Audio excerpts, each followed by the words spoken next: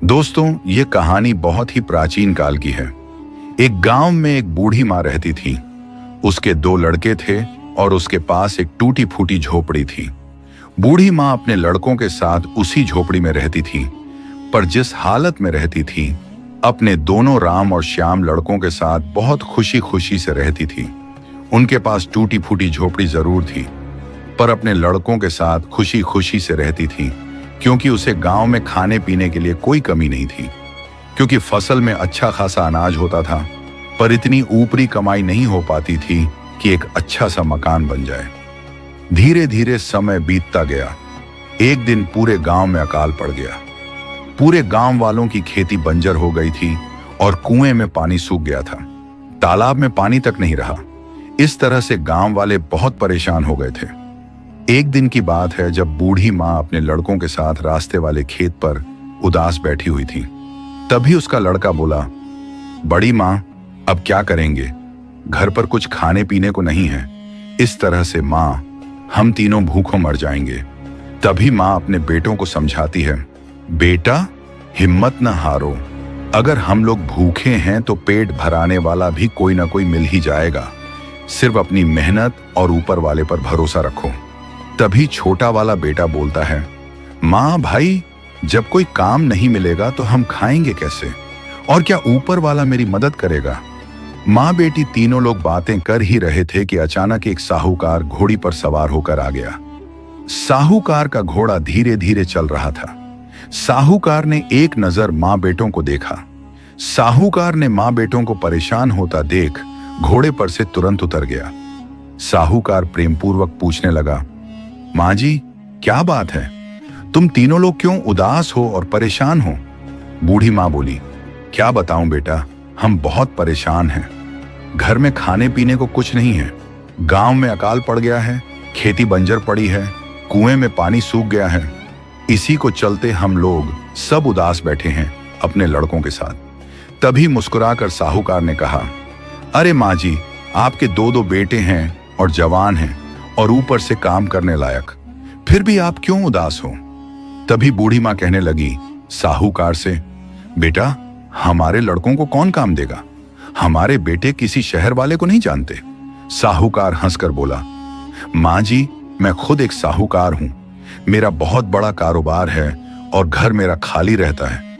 मेरी कुछ ही दिन पहले घरवाली मर गई थी, इसलिए घर को रख रखाव के लिए 2 नौकर चाहिए। तभी माँ बोल पड़ी, ठीक है बेटा, पर पैसे तो 1 महीने बाद इनको मिलेंगे काम के। पर 1 महीना कटेगा कैसे? अभी तो मेरे पास 1 पैसा भी नहीं है। तब तक मैं भूखी मर जाऊंगी।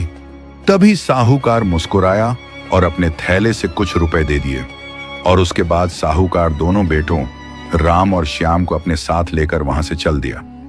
कुछ दिन चलने के बाद साहूकार राम और श्याम को अपने शहर बगदाद ले आया। वैसे तो साहूकार भारत का रहने वाला था, परंतु पत्नी की मृत्यु हो जाने के बाद उसने अपना सारा कारोबार बगदाद में ही जमा लिया था। भारत में उसका कभी कभार आना जाना लगा रहता था। साहूकार ने राम से कहा, बेटा राम, तुम्हारा काम यह होगा कि तुम गाय और भैंसों की देखभाल करोगे, उन्हें चारा पानी दोगे, दूध निकालोगे और उसे बाजार तक पहुंचाओगे। तुम्हारा छोटा भाई श्याम रेशन पानी किराने की दुकान पर बैठेगा, क्योंकि वह थोड़ा पढ़ा लिखा है। साहूकार के पास 25 गायें और 25 भैंसें थीं।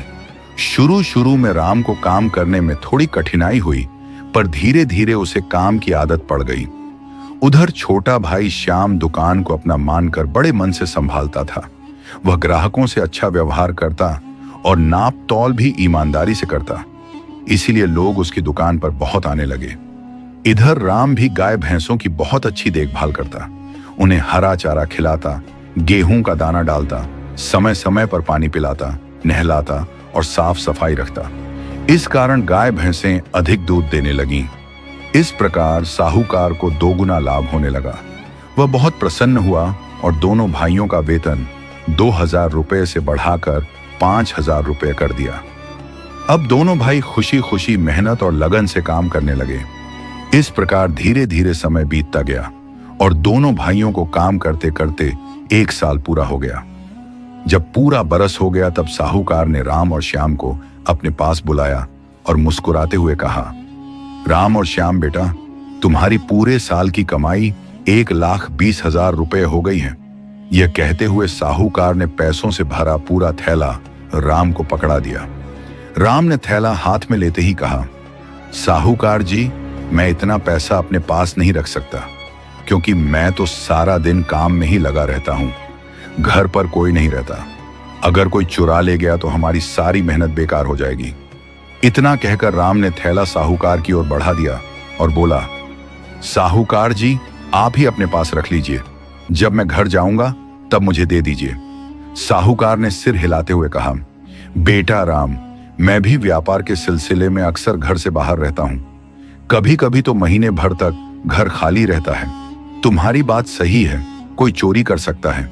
यह सुनकर राम ने पूछा, तो साहूकार जी बताइए, मैं ये रुपए कहां रखूं? तभी साहूकार को अचानक याद आया और वह बोला, इस शहर में एक सेठ है। लोग अपना धन उसी के पास सुरक्षित रखते हैं।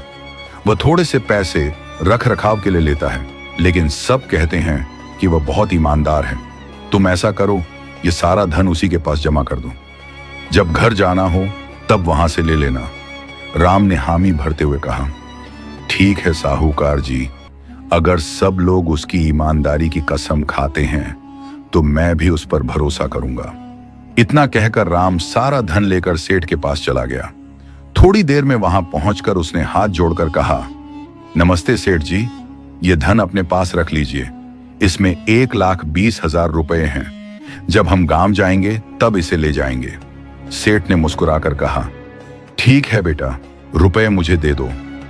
राम ने सारा धन सेठ के हवाले कर दिया और फिर वापस साहूकार के घर लौटकर काम में लग गया। इस प्रकार समय और बीतता गया। काम करते करते एक और साल निकल गया। एक दिन साहूकार ने राम से कहा, बेटा राम, एक बार अपनी मां से जरूर मिलाओ।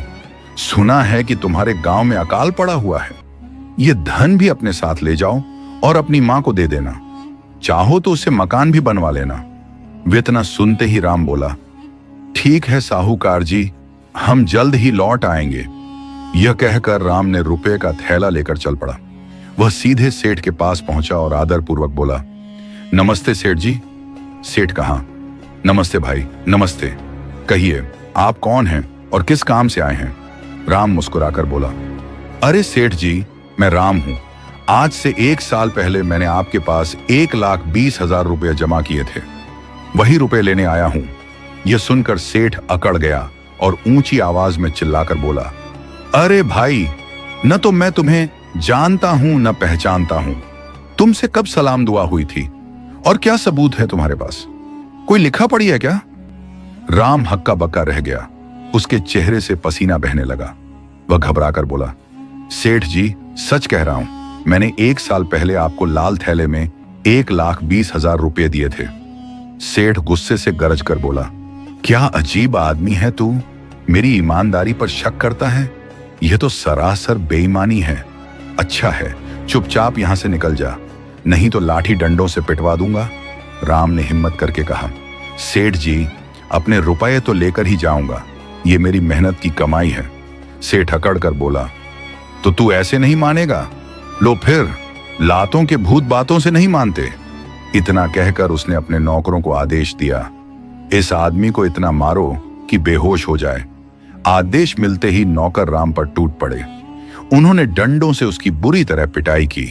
बेचारा राम लहूलुहान होकर वहीं गिर पड़ा और निराश होकर वह अपने गांव कुछ में घर आ गया। अपनी मां के पास उसके पास जितना पैसा बचा था, अपनी मां को दे दिया। 2-3 महीने हो गए। धीरे धीरे वह वापस साहूकार के पास नहीं गया। अब तो साहूकार को चिंता होने लगी। राम तो बोल कर गया था, मैं जल्दी ही आ जाऊंगा, अभी तक नहीं आया। अब तो साहूकार को चिंता होने लगी, ऐसा ईमानदार लड़का अब कहां से लाऊंगा? सारा काम अकेले ही करता था और वो भी ईमानदारी से। इतना सोचकर साहूकार राम से मिलने के लिए चल देता। कुछ दिन पश्चात चलते चलते साहूकार राम के घर आ पहुंचा और राम से कहा, आप तो खाट पर लेते हुए हो, क्या बात है? तबीयत तो सही है ना? अरे ये क्या, आपको तो चोट लगी हुई है। ये चोट कैसी लगी आपको? तब राम कहने लगा, रो रो कर, अरे साहूकार जी से सेठ ने 1,20,000 रुपए की बेईमानी कर ली है। उसने मुझे वापस नहीं दिया। जब मैं रुपए मांगे तो उसने अपने नौकर द्वारा मेरी पिटाई कर दी और मुझे वहां से भगा दिया और मैं लहूलुहान होकर वहां से वापस घर आ गया। तब साहूकार बोल पड़ा, अरे वह तो सेठ बहुत ही ईमानदार था, फिर ऐसा उसने क्यों किया? यह तो बहुत ही गंभीर विषय है। कोई बात नहीं, गलती तो हमारी है, मैंने ही आपको बोला था उसके पास रुपए रखने के लिए। तब राम कहने लगा, अरे साहूकार जी, आपकी क्या गलती? कुछ भी नहीं है, गलती तो उसकी है जिसने मेरी रुपए की बेईमानी कर ली। साहूकार बोला, अरे कोई बात नहीं, तुम मेरे साथ चलो, उसके बाद उसे देखा जाएगा। उसके बाद साहूकार ने उस राम की बूढ़ी मां से कहा, मां जी आप चिंता ना करें, आपके बेटे के पैसे वापस जरूर होंगे। उसकी इतनी हिम्मत हमारे यहाँ काम करने वाले की रुपए की बेईमानी करें। और इतना कहकर साहूकार राम को साथ लेकर बगदाद कुछ दिन में ही पहुंच गया। साहूकार कुछ दिन आराम करने के बाद एक दिन सेठ के घर 2 लाख रुपए लेकर पहुंचता है। सेठ उसे देखते ही हाथ जोड़कर बोला, अरे साहूकार जी, आप मुझे नमस्ते बोलकर क्यों शर्मिंदा कर रहे हैं? यह तो मेरा सौभाग्य है कि आप मेरे गरीब से घर में पधारे। बोलिए, आपके आने का कारण क्या है? साहूकार बोला, सेठ जी, ये 2 लाख रुपए लेकर आया हूं। मुझे 2 दिन के लिए बाहर जाना पड़ रहा है आवश्यक काम से। घर पर रुपयों को रखना ठीक नहीं समझा। आजकल किसी का भरोसा नहीं है, इसलिए आपके पास रखने आया हूं। सेठ यह सुनकर मन ही मन लालच करने लगा, वाह, आज तो बड़ी मुर्गी हाथ लगी है। अगर इन रुपयों में बेईमानी कर लूं तो मौज ही मौज हो जाएगी। तभी अचानक वहां राम आ पहुंचता है। राम को देखते ही सेठ घबरा जाता है और झट से कहता है, अरे राम, मैं तो तुम्हारे ही पास आने वाला था, लेकिन तुम खुद ही आ गए, अच्छा हुआ। इतना कहकर सेठ अंदर कमरे में जाता है, रुपयों की थैली उठाकर राम के हाथ में देता है और कहता है, मैं तुम्हें भूला नहीं था। उस दिन तुम्हारा चेहरा मुझे पहचान में नहीं आया, इसीलिए रुपये नहीं दे पाया। पर अब मुझे याद आ गया कि रामू अपने पैसे लेने क्यों नहीं आया। ये लो, तुम्हारे रुपये तुम्हें लौटा रहा हूं। राम ने सेठ से कुछ नहीं कहा और रुपयों की थैली लेकर वहां से चला गया। उसके बाद साहूकार सेठ से बोला, ठीक है सेठ जी, ये 2 लाख रुपये अपने पास रखिए, मैं भी अब चलता हूं। इतने में साहूकार का नौकर वहां आ पहुंचा और बोला, साहूकार जी, आपको दूसरे देश जाने की जरूरत नहीं है, वे लोग यहीं आपके पास आने वाले हैं। ये सुनकर साहूकार ने कहा, बहुत अच्छा हुआ, हमारी मेहनत भी बच गई, समय भी व्यर्थ नहीं जाएगा और मैं थकान से भी बच गया। इतना कहकर साहूकार ने रुपयों की थैली नौकर के सिर पर रख दिया और वहां से चला आया। इसके बाद राम ने हाथ जोड़कर साहूकार का आभार व्यक्त किया और बोला, साहूकार जी, अगर आप ना होते तो हमारे रुपयों की बेईमानी हो चुकी होती, हमें तो कभी अपने पैसे वापस नहीं मिलते।